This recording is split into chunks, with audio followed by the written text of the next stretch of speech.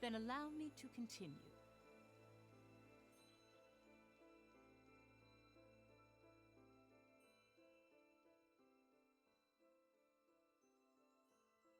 I can understand that soldiers die during war.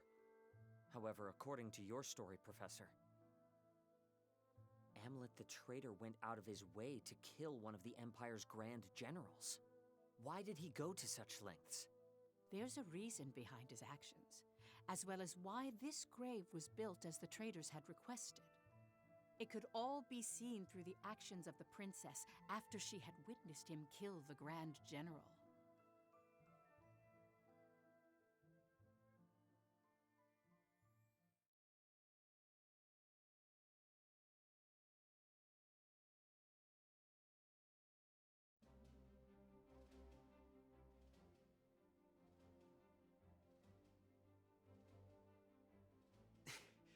Why don't we catch our breath? Nay, I will carry on.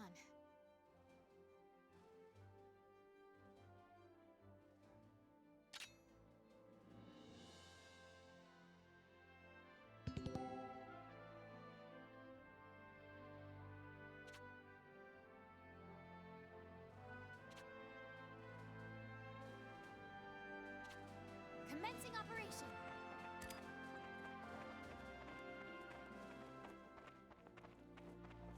In the name of Jetling!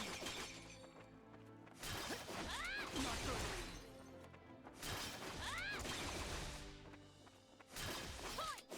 That won't work!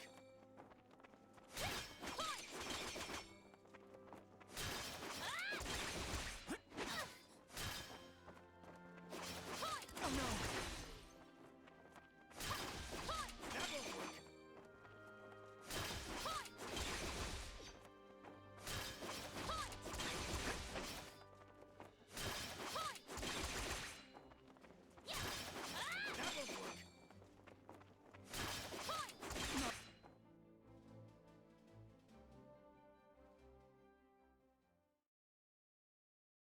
You mustn't push yourself too hard.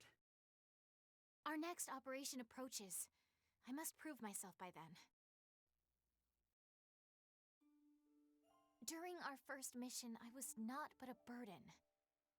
I wish for my mind to be as well honed as this blade. Only then will my soul know peace. Are you referring to the soldier you slayed? My dreams have been haunted by that moment. That, however, is because I knew so little of combat. One who mourns the death of an enemy has no place in war. Because I have declared to my people that I will continue to stand at the front lines, I cannot allow my heart to falter. They say to pity a starving, dying animal is to show great empathy. But to show great empathy means to put yourself at risk. Wild animals do not worry for other wild animals. To them, life is the never-ending struggle to survive, to find food. It's the same for us on the battlefield. There's no room for empathy. 'Tis a harsh world we live in. Indeed it is.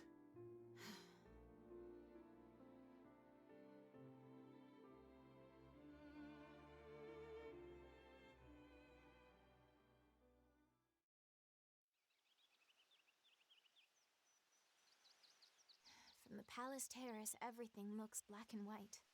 That's why you picked up the sword, Your Highness.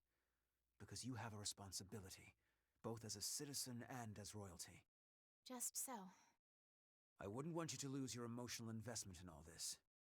Nor would I. Yet that is precisely why I worry about Amlet. I've pored over countless records, but there is nothing on him prior to his adoption. The lack of information on him is highly unusual. Did he share anything with you during your time at the Institute? Not at all. He never was the type to talk about his past. Huh. Perhaps I will ask the professor. Professor? Our former teacher. I am certain she would... Your Highness! Finally, I found you. Don't you know how troublesome it is when you go out without telling me where? She needed a quiet place to practice her swordsmanship. Can't get any training done with you bothering her. Had we told you, you would just follow along and pester us here. Like you're doing now. Oh, hush. Now, milady. Let's return to the palace. I'll train you myself if you please. I've wielded a sword against my nagging brother many a time, so I'm confident in my skills. In fact, I'm positive your training would go better with me. Absolutely not. You never hold back. Or something to happen to the princess. I never held back against you because you're my brother. If that wasn't obvious, it's no wonder you can't find love, despite sharing some of my good looks. You two are thick as thieves as always. Is that how it seems? Indeed. I already envied your kinship, but the bond you both share really is something special. Huh. What kind of sibling would you wish for, Princess? A kind and caring big sister? Or a rambunctious little brother? Let me see. Either way, I certainly would be content. But if I had to choose, I'd prefer an elder brother. One on whom I could always rely. Someone like Godot, for instance. You are too kind, Princess. Oh, is that... Are you blushing? We should return to headquarters. It's nearly time to discuss our next operation. Already? I was so engaged in our practice, I suppose I lost track of the hour. Let us go then. Good day to you, Miranda.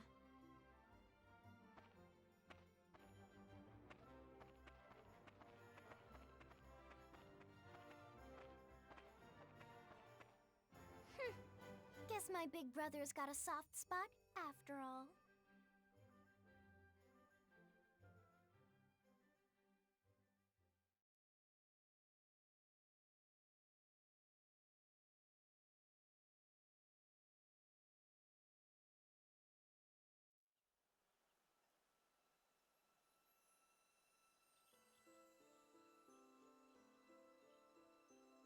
This is a true story.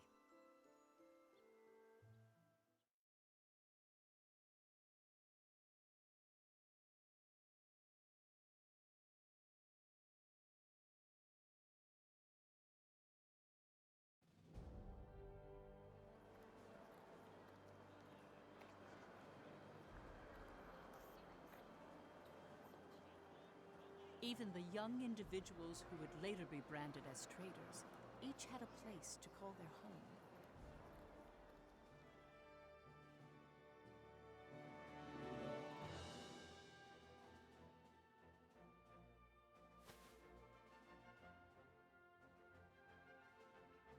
Friet Eriksson was a columnist who earned his acclaim by often contributing to famous newspapers.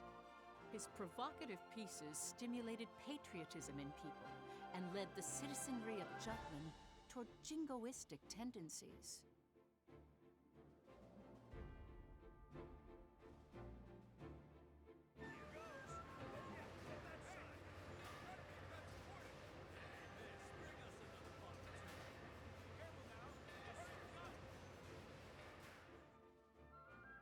Basil Sabanci inherited his adoptive father's company and factory. Through hard work, he solidified his position in the Ragnite industry and used his resources to support Jutland's forces.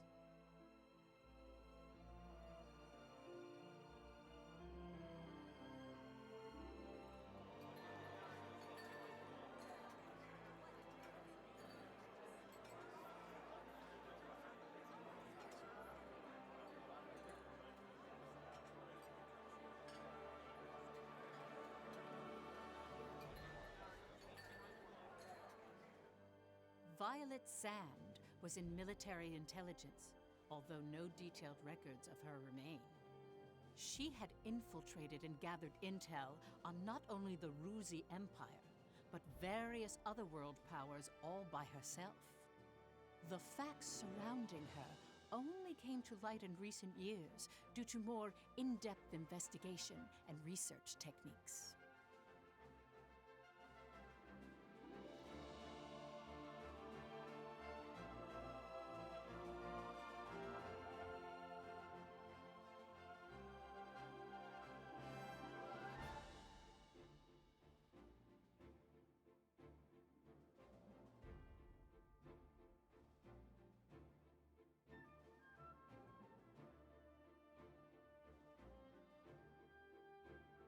Solomon Kallenberg, a prominent member of Jutland's parliament, was said to be the brains behind the traitors.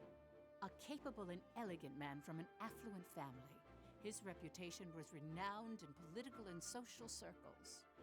He thrust himself into politics, suppressed the non-radical factions of parliament, and allowed the war to continue.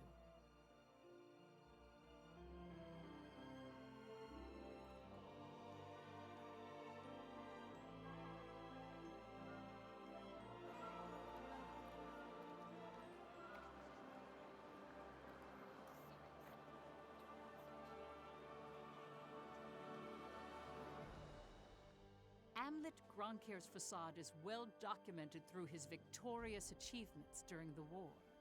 The young hero who led the anti-Valkyria squad. Without him, the Liberation War would not have been won. As you can see, they all have different facets.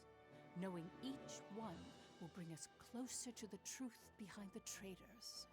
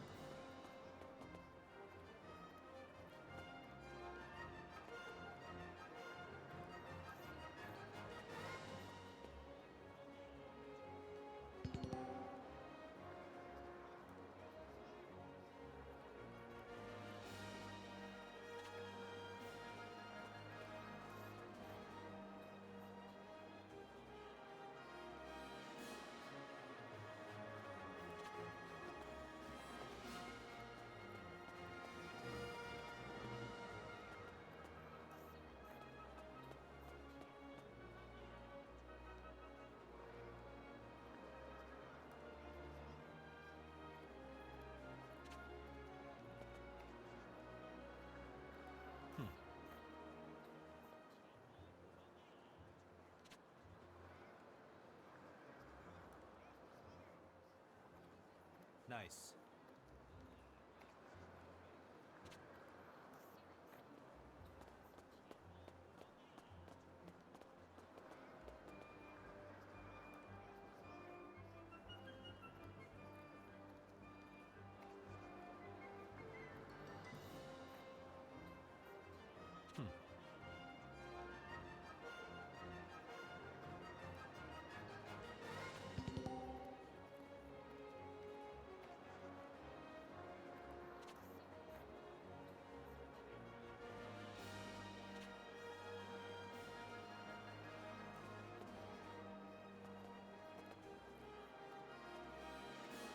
Welcome.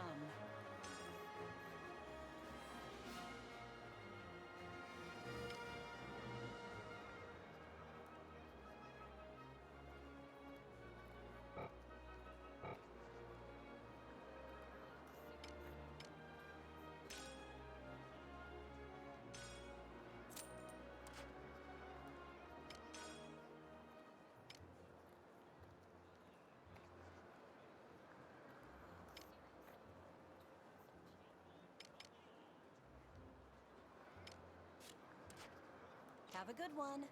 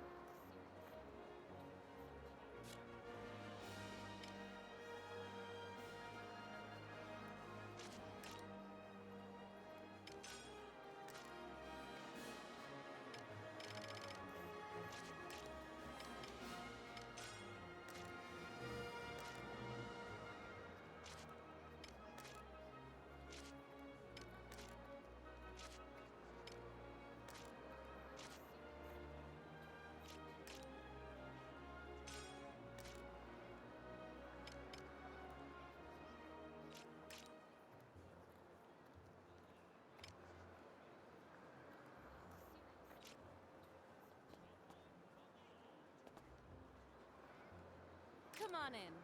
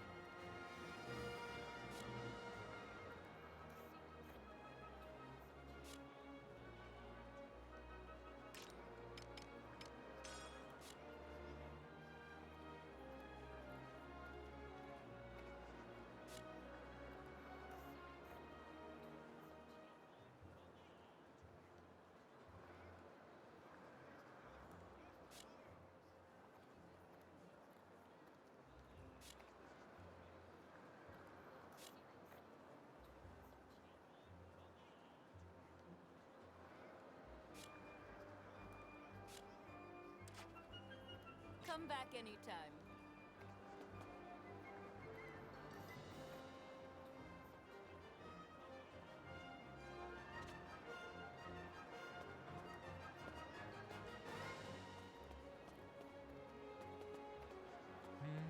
What is it?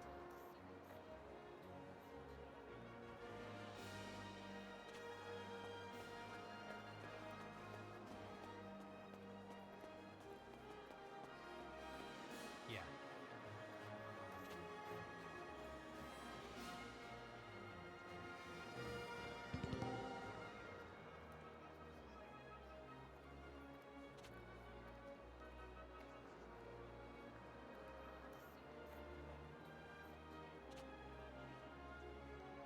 Hey, Captain. How are you? What's up?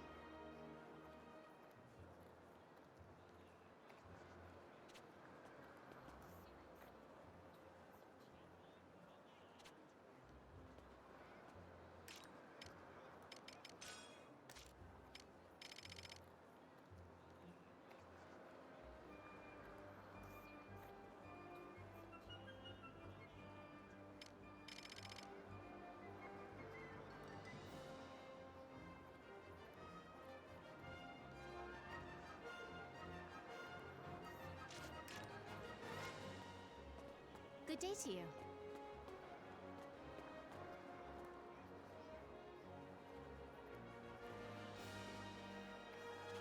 What's up? Hey, Captain. How are you?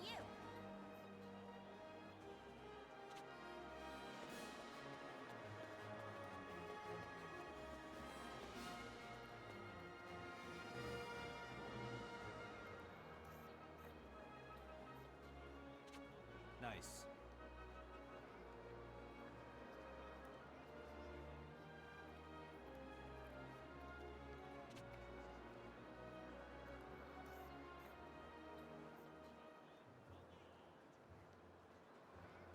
Yeah.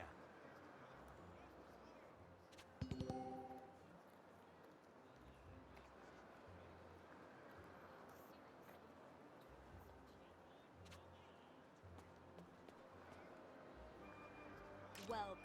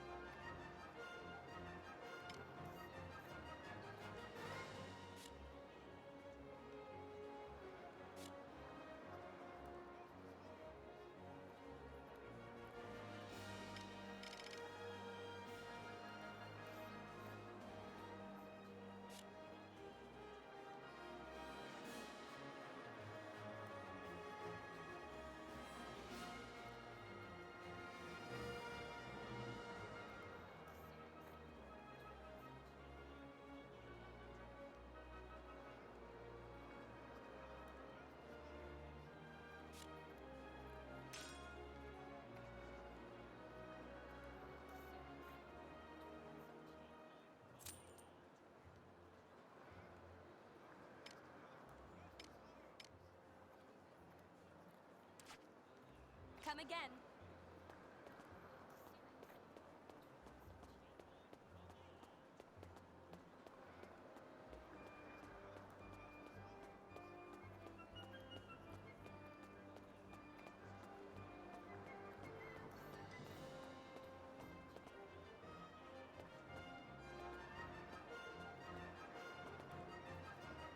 Welcome.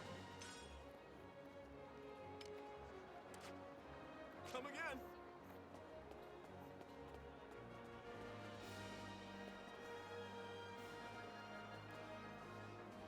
Welcome.